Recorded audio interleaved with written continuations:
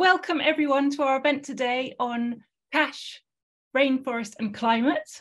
Thank you for joining us. I'm Hannah, Cool Earth's Deputy Director, and I'll be moderating the webinar for you today. Before we start the introductions, we have a couple of technical formalities. You will notice that you can see our panelists on the screen today, but are unable to see all of the 44 friends of Cool Earth that have logged in to join us from around the world. Everyone, apart from our panelists and speakers, are automatically on mute and all cameras are off. So if you have any questions or problems hearing or seeing us, please use the chat function to send over a message. You can also use the Q&A button at the bottom of the Zoom screen to send over any questions you may have for our panelists as we go along, and I will save these to be answered later on. And some of you are joining us from Latin America. Welcome. Two of our panelists will also be speaking Spanish during the event, so we have language interpretation available in English to Spanish and Spanish to English. So please select your language on Zoom with the interpretation button. If you could do that now, that'd be brilliant. So for those that want to hear it in English, press English, and those that want to hear it in Spanish, press Spanish. And the webinar will be recorded and we'll email that over to you and to others that were unable to attend afterwards. Thank you. So over to Matthew now to start the session. Terrific. Thank you, Hannah. Hello, everyone. Buenos dias, good afternoon, good morning, wherever you are. Thank you so much for finding time to join us today. I've no doubt this is going to be a really thought-provoking discussion on that most fundamental issues, namely, how do we protect a critical ecosystem when the bad guys seem to hold all the trump cards? Now, this was the question that Cool Earth was actually set up to answer. And for 15 years, our answer has pretty much been the same, namely to bet on people with a track record. The people, of course, are the indigenous communities who live in the rainforest and have, let's face it, a bigger interest than anyone else in keeping it intact. And when we say track record of protection, we're referring to well over 100 academic studies that have assessed forest outcomes from every possible conservation approach. And they conclude unanimously that the most effective, the most sustainable way of keeping trees standing is keeping indigenous people in control. So by extension, we believe the biggest threat to the rainforest emerges when local people lose control of their forests. And this can mean a whole bunch of things. It can be a Bolsonaro-type land grab. It can be a revoked tenure, denial of access.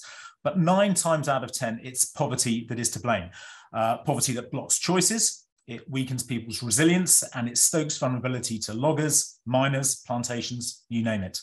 So, faced with this, Cool Earth's response has always been the same, namely to invest in resilience. And over the years, we've built schools, we've dug latrines, we've equipped clinics, and thanks to the wonderful players at the People's Postcode Lottery, attending today, I believe, we've created Amazon's newest and, in our view, best cacao cooperative. But whilst those are all terrific things and important things, there is one thing that we've always done year in, year out, and that's transfer cash you've given us directly to communities and households. Now, the impact of everything we've done has been terrific and something we're very proud of. We've partnered with 19,000 people who have prevented the destruction of over 700,000 acres of forest and kept 180 million tons of carbon where it belongs, which, to put into context, is about 3 times the residential emissions just of the UK.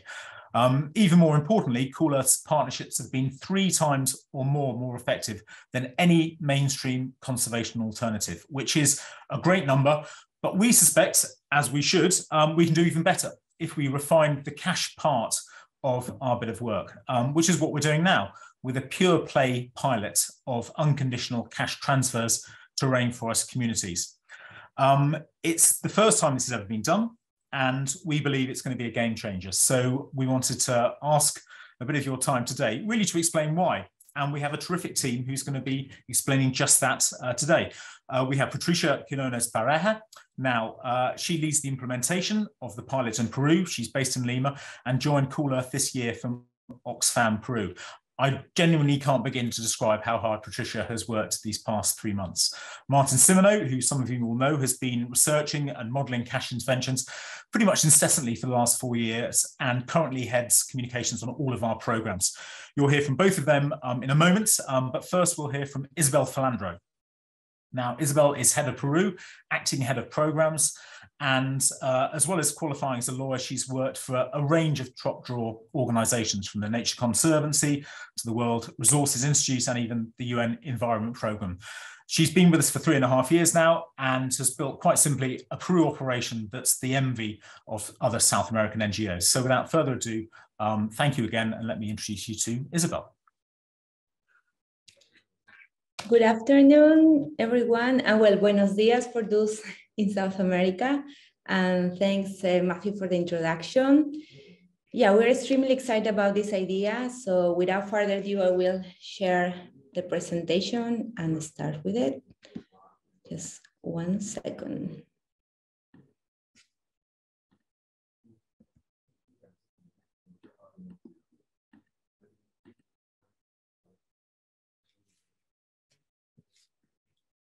Well, for a few minutes, we are not going to talk about the rainforest. Instead, we are going to talk about the people who live there, the indigenous people and local communities in the Amazon, in the forests of New Guinea, and across the Congo Basin. And there are 2 reasons for doing this. First, because for decades, they have been reading out of the conservation script.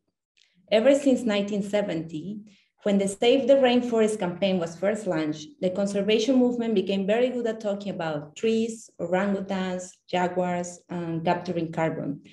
So good, in fact, that the fight against deforestation and the climate crisis now seems to be a priority for everyone.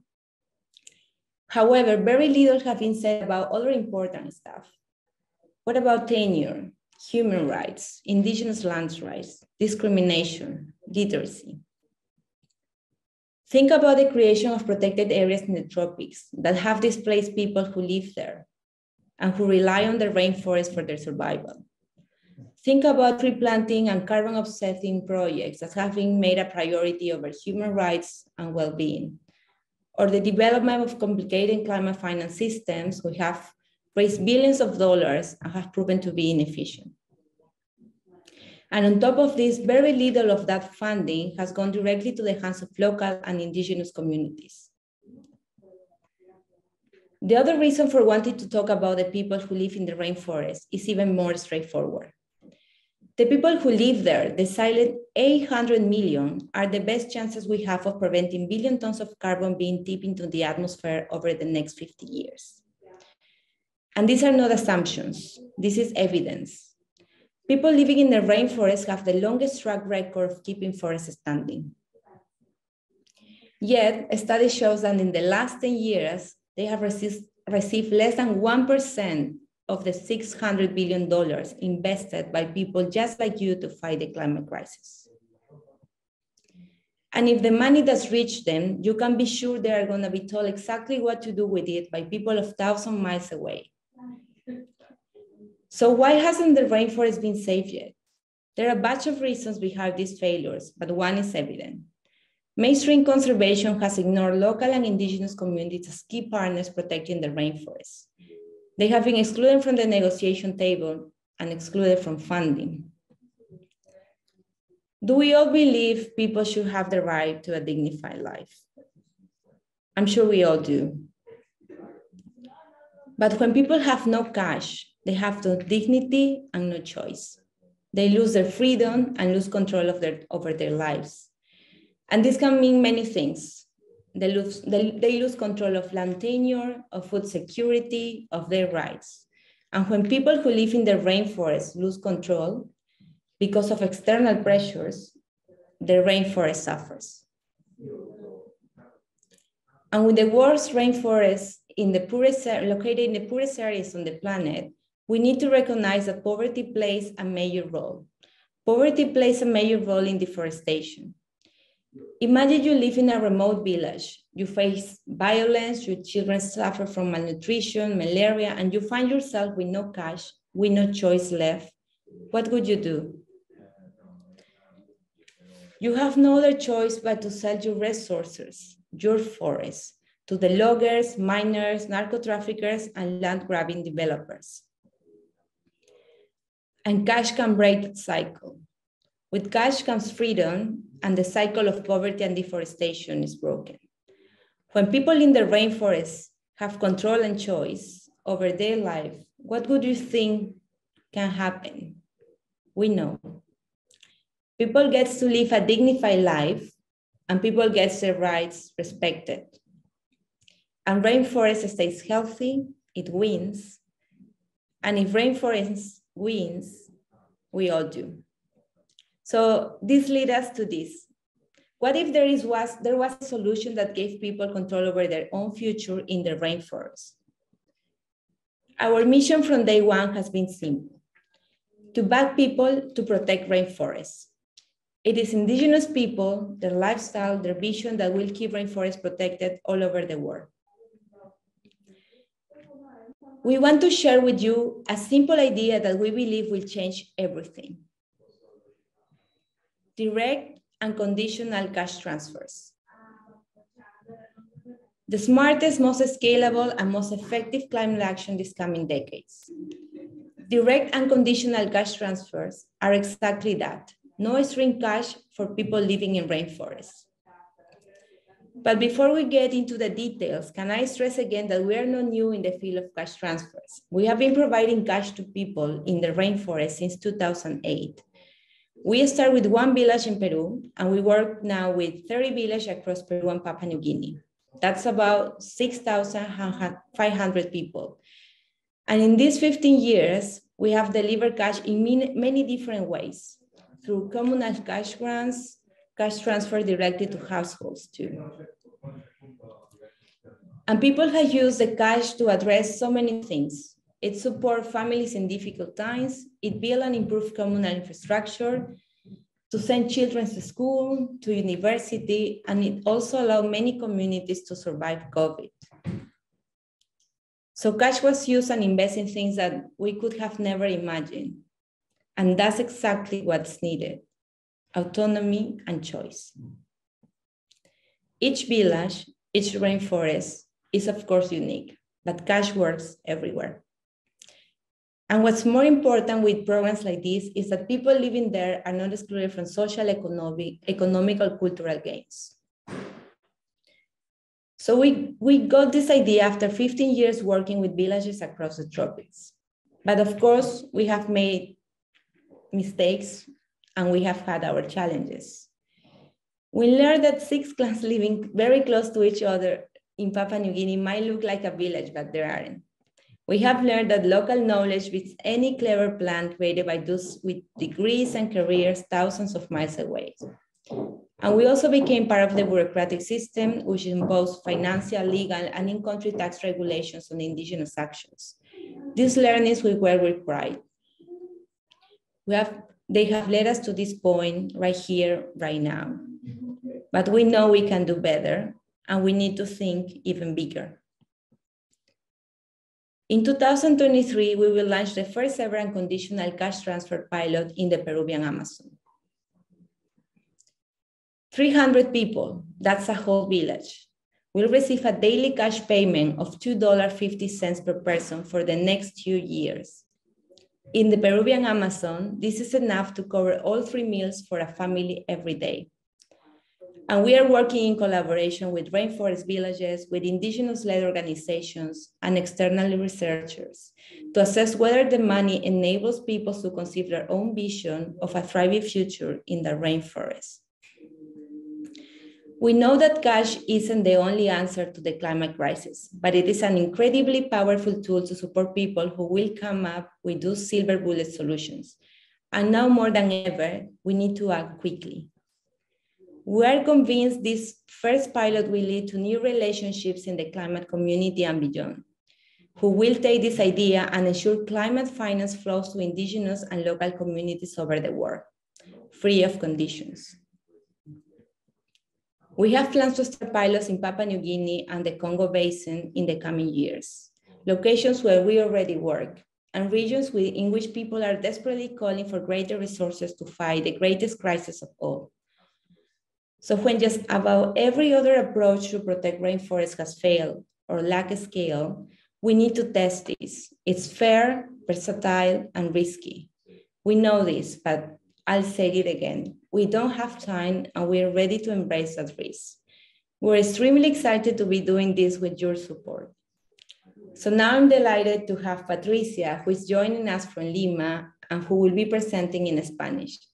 Patricia will dive deeper into how the pilot works before we begin with the Q&A section.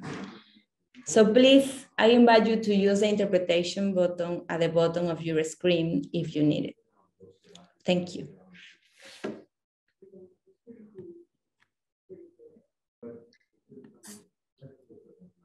Buenas tardes. Very good afternoon, very good morning. Thank you, Isabel, for bringing us closer to this exciting project. I'm really happy to be able to provide more details about what it implies.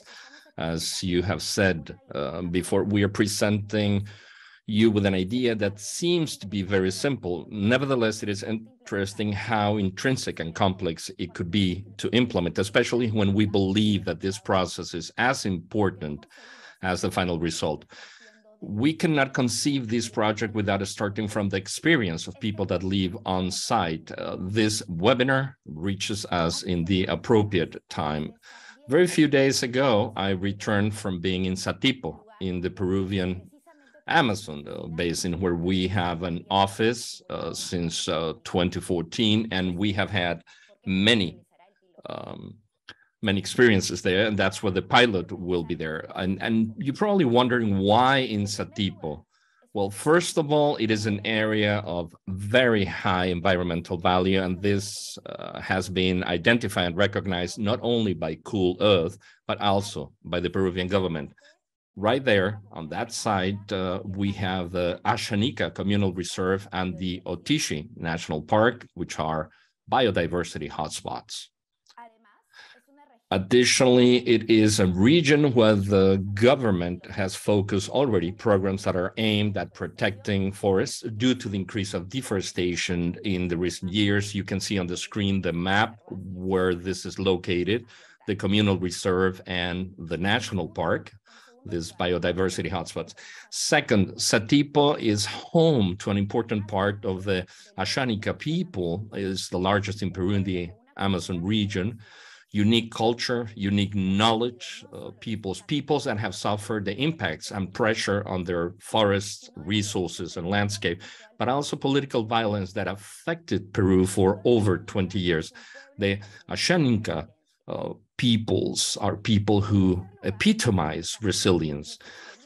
Third, our experience and networks there are important throughout the years, especially after our experience in Papua New Guinea. In 2019, when we made those cash transfers to households, we understood that there's nothing that is most important and really crucial to have prior consultation processes if you want these projects to be successful. In Satipo, we have met with representatives of the indigenous organizations and groups, with the Regional Association of Indigenous Peoples of the Selva Central, RP, the Central Ashaninka del Rio N, Care, and the Central Ashaninka of the Rio Tambo. These exchanges will lead us to define the specific community and village for the pilot, and it is clear that this is not an exclusive decision made by us, by Cool Earth, but rather an alliance of the indigenous leaders, community leaders who know better than anyone where the mechanisms of this type will really enhance conservation actions that are already developed in the territory. But exchanges in Satipo have also been enlightening to foresee and forecast those challenges of such a project in the Peruvian Amazon basin. So how will these transfers work? The specificities of the model are going to be constructed in a collaborative fashion, like I said before. We can say that Cool Earth will be charged of the operational side, but always acting in tandem, in parallel with indigenous organizations. Transfers will be made directly. They will be bankerized. and amounts will be periodic and regular. We want to have processes that are secure and safety. Additionally, a project of this type has to work along technological and financial education that will continue beyond the pilot itself. There's a lot to talk about, I know, but before giving way to questions, I would like to end by reminding you that at the beginning of 2022, we presented these strategies for the next 5 years. Everything that you have heard today should lead us to what you see on your screens. Is it a challenge? Yes, but we are convinced that with the strategic alliances, we will achieve it. Thank you all.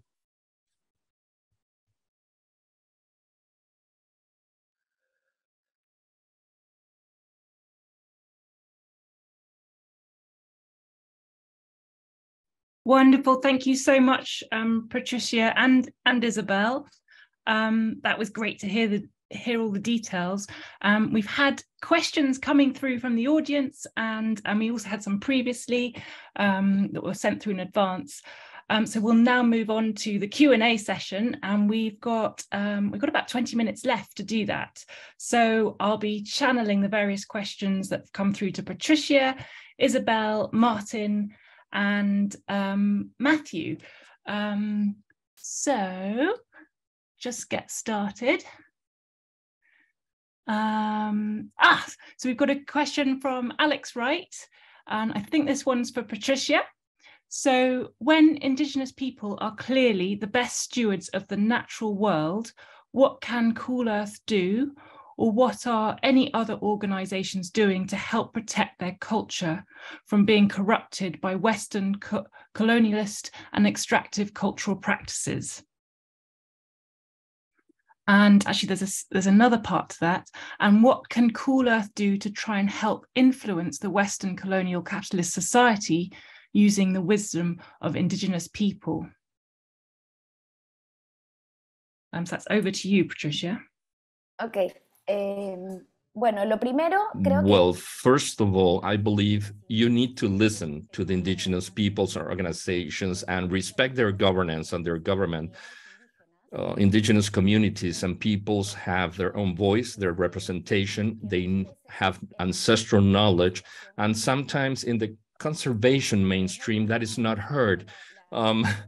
No issues with having a long question, but this is the time to talk about it. And precisely that is why this pilot, by taking it into account, working in tandem and not just creating an isolated pilot by the Western side or the aid agency, but rather saying, let us think together based on what you need and what we can offer, how we can work together in the best way possible. And of course, with the flavor and the idiosyncrasies that are local. If you do not respect the knowledge, you do not co-create. If you don't, then you won't be successful. And I believe that it is actually our work. We are now to safeguard, to be the spokespeople, to respect and to take to that Western colonializing world the voice of those that have not been heard. That's what we are doing from our operations, and we can move together, working along towards that. Brilliant, thank you, Patricia. And I have a question for Isabel. What do the communities tend to spend cash on?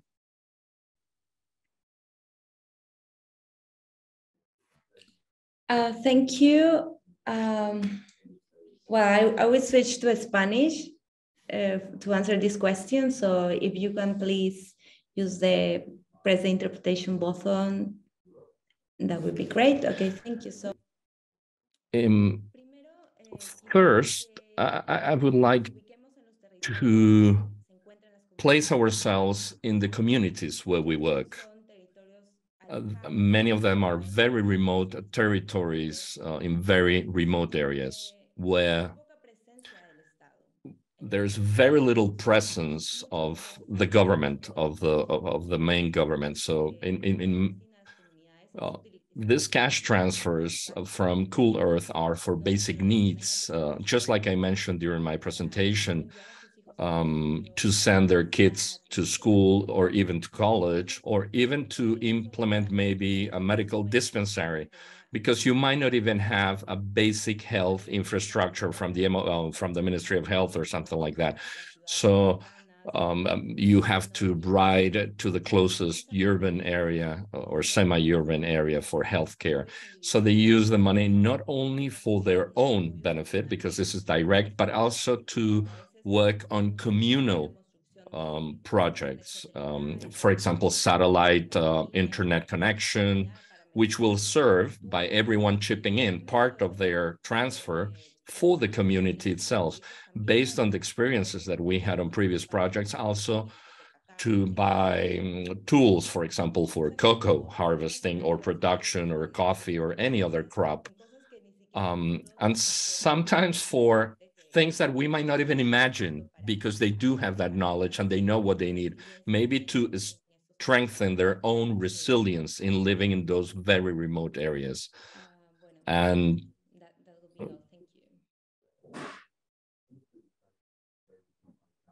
brilliant, thanks, Isabel. And actually, I think we'll go back to Patricia. What are the main risks you perceive coming from trialing cash? Los riesgos creo que son múltiples. I believe that we could have multiple challenges. I don't know if risks, but from the operational side, of it, how are you going to transfer cash safely and securely? Because we have that responsibility that we undertake when we implement this project. But something that we should highlight is the strategies before the risks are sometimes done without taking into account the territory itself. So sometimes you do risk assessment without taking into account the inherent risks and the inherent idiosyncrasies of those territories that you're sending money to. We have done some risk assessment, how to transfer resources from an Amazon region, but rather than thinking about that, what it's important is to work in tandem, to work jointly in order to identify those challenges or risks. And you need to work with civil society, with indigenous community, because sometimes what seems a risk for them might not be a risk for us. Gender impact, or even impact between partners in the same household when one is getting money and the other one is not. So we need to take that into account, and we need to look beyond what we from the operational side in Cool Earth say. We need to work with the community, and that has to be paramount. I think that is what should be highlighted, and it has been taken into account in the pilot, how to co-create, how to cooperate, and do it in under an intercultural approach. Thank you. Brilliant, thank you, Patricia. And the next question I'll give to Martin. We haven't introduced Martin. He's our program manager and head of the program communications, and he's been coordinating the cash transfer program for the last couple of years. And Martin, we have a question from Mike Brown.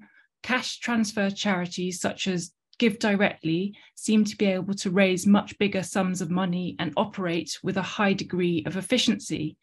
Is there any scope for Cool Earth to be able to work alongside these big money raisers? Hi everyone, and yeah, thanks, Mike. That's a great question, because I mean, Give Directly has always been a bit of an inspiration for us. I mean, back in June we did an event with them in London. So we are talking to them, and as you say, they are very, very successful. I mean, it's hundreds of millions of pounds of dollars they've probably raised at this stage. And I think one of their major funders, I mean, the big organizations like Google, but I think USAID as well is a big funder of theirs, a level that we've not reached. Now, because through the sort of collaborations we've had doing sort of communication events, really, or kind of promotional events, I think there is scope for partnering.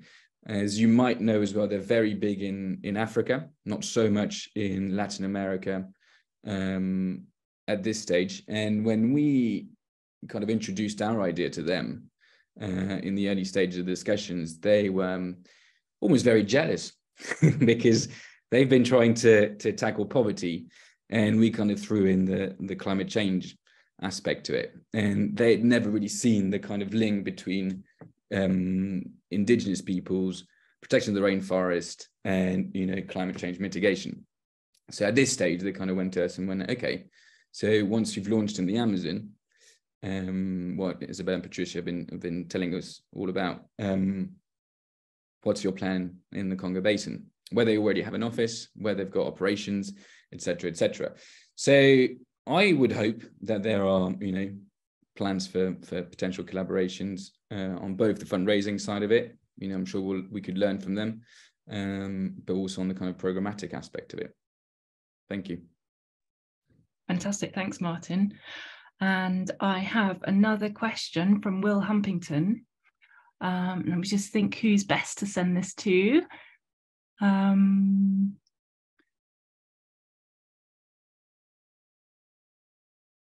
I might put it to the panel and you can decide. So question 1, what barriers do you see preventing wide-scale adoption of unconditional cash transfers in global climate finance, development banks and their agencies? And second part of the question, how have you designed these pilots to build the evidence, make the business case to overcome these barriers and challenges? Any misconceptions? Hannah, can I have a go at the first bit and then everyone pile in for the second? Yeah, go for it. Definitely, it's a terrific question from Will. Thank you. I think one of the issues with cash transfers is that they really do subvert traditional ideas of how charities work, which often is as much to do with making the donor, the supporter, feel good about the cause they're supporting as it is actually about having impact on the ground. So I suspect whilst we have an incredibly progressive group of supporters who are very keen for us to innovate and try things new, there are many people out there who support conservation causes but are very worried about, for example, what if the people on the ground start buying chainsaws? What if they spend on alcohol? What if they just disappear to the cities and defraud you? Now, these are issues, but what they ignore is that indigenous communities have done an extraordinary job for many, many years of keeping the rainforest standing, far better than any other conservation approach over a far longer period of time. And as such, we kind of need to reassess what we want out of a charity and realize that just trusting them to do what they've done for a long time and in some way help build on their existing resilience is key. So I think the big challenge is definitely changing that mindset.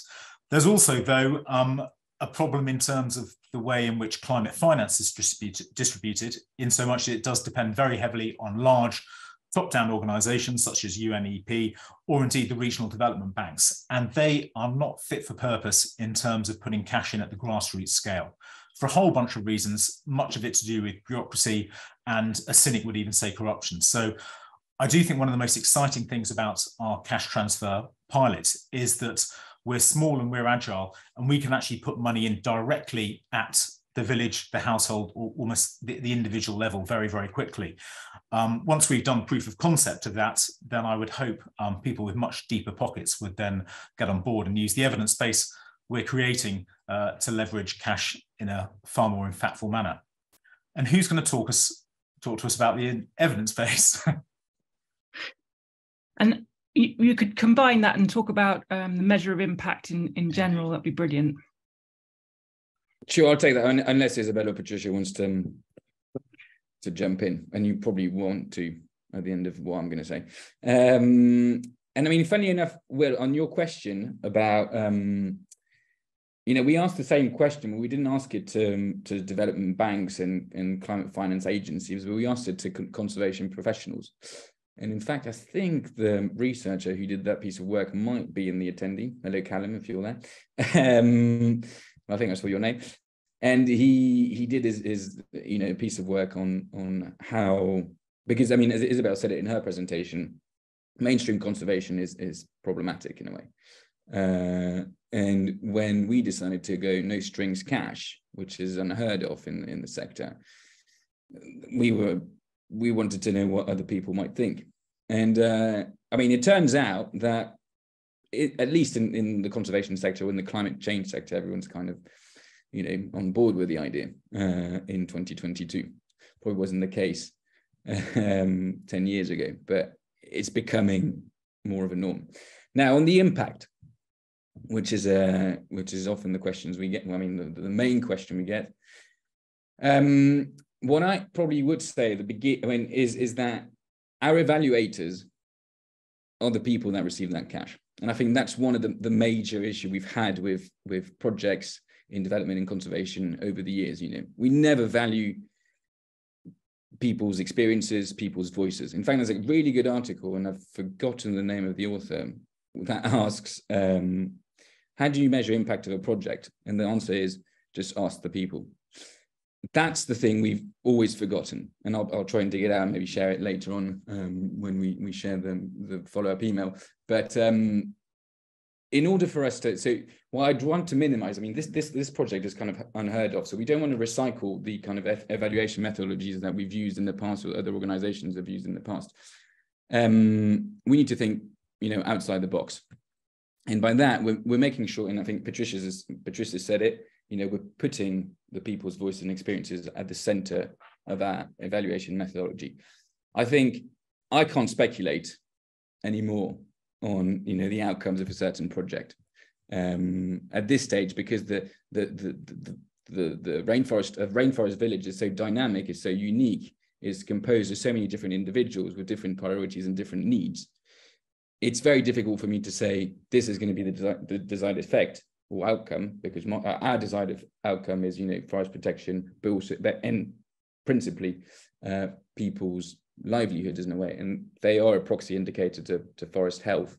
But at the end of the day, the people that would tell us that this project is working is the people that will have received that cash to tell us, okay, yeah, we feel empowered, we feel respected, we have access to a lot far greater things than we had in the past, and that's what we're hoping. Now, again, and just to finish, the pilot projects are 2-year long, so we won't see a direct, you know, link between the cash and the forest health. It's too short. But what we will see is whether the cash has improved people's lives, and if the logistics of it, as in, like, are we able to create a roadmap for launching many of these projects elsewhere, because also that's, you know, a great outcome of ours. So it's complex, but as long as we put the people that receive the cash at the center of everything we do, then we should be able to, you know, get great results.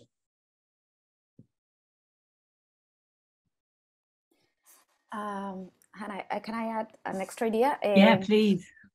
Algo que me parece importante también en pensar en digamos, en los impactos y en los riesgos que puedan haber es, muchas veces se olvida. Something I think it's important as well is that sometimes we forget that the Amazonia and the communities are part of an organizational structure of indigenous governance. So this means that there are indigenous monitoring systems within the organizations, and this helps the alliances and the organizations, as the regional one has been mentioned.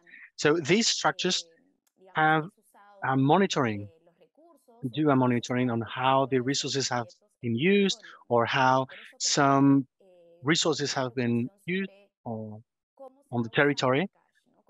So it's important to know how is cash going to be used.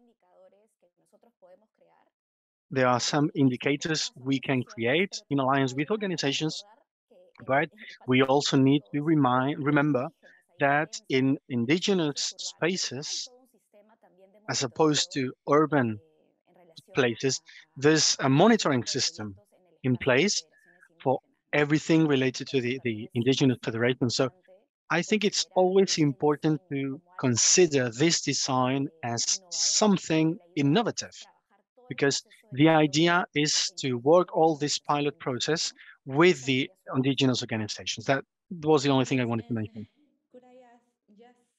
Add to what Patricia said, with a real example. Nosotros trabajamos con comunidades. We work with communities in different basins, and one of the communities we work with, they have surveillance indigenous patrols, if we can say so. So we are using the School Earth cash to buy GPS trackers, or so that they can patrol their own forests. So as Patricia was saying, they are internal monitoring processes. We sometimes forget, many times forget, that there are local actors on the terrain in place to know their needs and the projects that have already been implemented in the places. So we want them to use the funds to complement the activities that are already in place there to foster the conservation of the forests. Just to mention that. Thank you very much. Thank you so much. I think we've actually run out of time for more questions, so I will pass over to Matthew to wrap up. Lovely. Thanks, Hannah. Thank you very much, Isabel, Patricia, Martin, Hannah, Guillermo, and of course, Juan Luis. Also to Magda, Tom Lewis, and pretty much everyone on the Cool Earth team who's put this webinar together. They always go quicker than we expect. So we will follow up with a mega mix of answers to any questions that we haven't given you answers to in the coming week. What I can say, though, is that we're very aware that our best ideas do come from the people we work with alongside us in the rainforest, but also, of course, you are supporters. So I can guarantee that your insights will be feeding directly into our work. We will be asking you for a bit of feedback, no doubt. But in the meantime, thank you very much for giving up your time. Thank you for your interest. And I really do hope you'll join us again soon. Enjoy the rest of your day.